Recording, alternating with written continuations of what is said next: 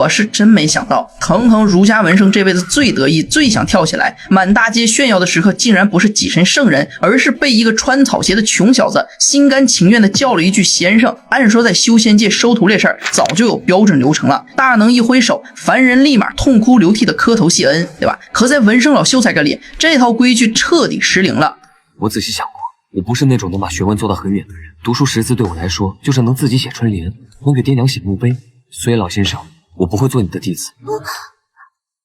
我堂堂文圣想要收你做闭门弟子，多大的福气砸在你头上？难道不是赶紧收起来，落袋为安才对吗？堂堂文圣倒贴收徒，居然被当场发了好人卡，换成脾气差点的大佬早一巴掌把他拍进泥里了。可老秀才当时心里虽然酸溜溜的，看着这个犟得像头驴的少年，他不仅没发火，反而更稀罕了。犟得很啊，像极了小琪当年。恐怕这就是当初在小巷里他愿意对你作揖还礼的原因吧。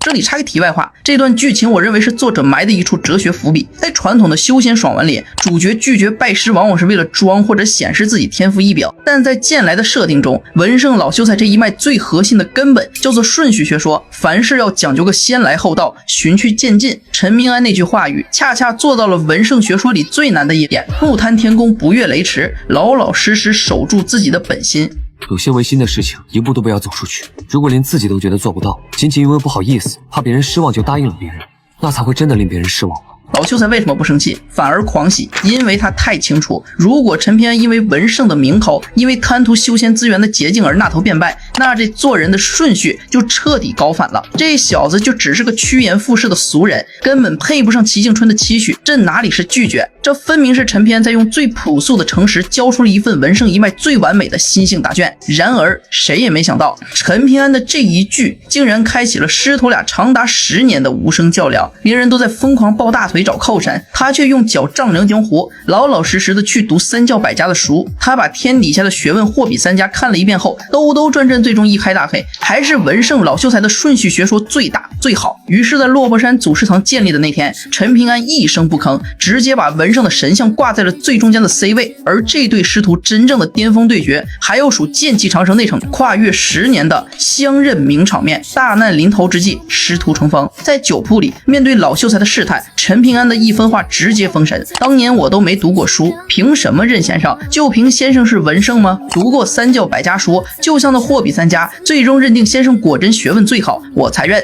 哪怕先生反悔不认了，我自己都会孜孜不倦拜师求学，如此才算正心诚意。听听这情商这不着痕迹的马屁拍的简直是炉火纯青，气得老秀才连扇了旁边不会说话的二师兄2个大巴掌，爽的在心里直冒泡。有了这声心甘情愿的先生后，一向护犊子的老秀才彻底放飞了自我，见着老大见先他锤，对着人间最得意的白给他接着锤。最夸张的是，得知陈明安找了宁瑶当媳妇儿，老秀才激动疯了，他竟然疯狂摇人，把文庙20几位圣人全拉过来，逐字推敲，硬生生写了一份百字聘书送给宁瑶。这上面的每一个字全是儒家圣人的本命字，这百字聘书要是随手往蛮荒天下一扔，瞬间就能砸死一大片地仙境的大妖。什么是底蕴？老子用圣人的本命字给我徒弟当彩礼，这就是底蕴。看到这里真的是又爽又泪目。为什么我们这么羡慕陈平安和老秀才的师徒情？因为在这对虚拟角色的双向奔赴里，刺痛的是我们当代人极度匮乏的信任感。在如今这个讲究速成的现实社会里，我们见过太多为了利益攀附权贵、逢场作戏的虚伪关系。不管是职场还是生活，我们都太急于确认关系，急于兑现价值。可陈平安用10年的时间告诉我们，最高级的认同从不是盲目的屈从，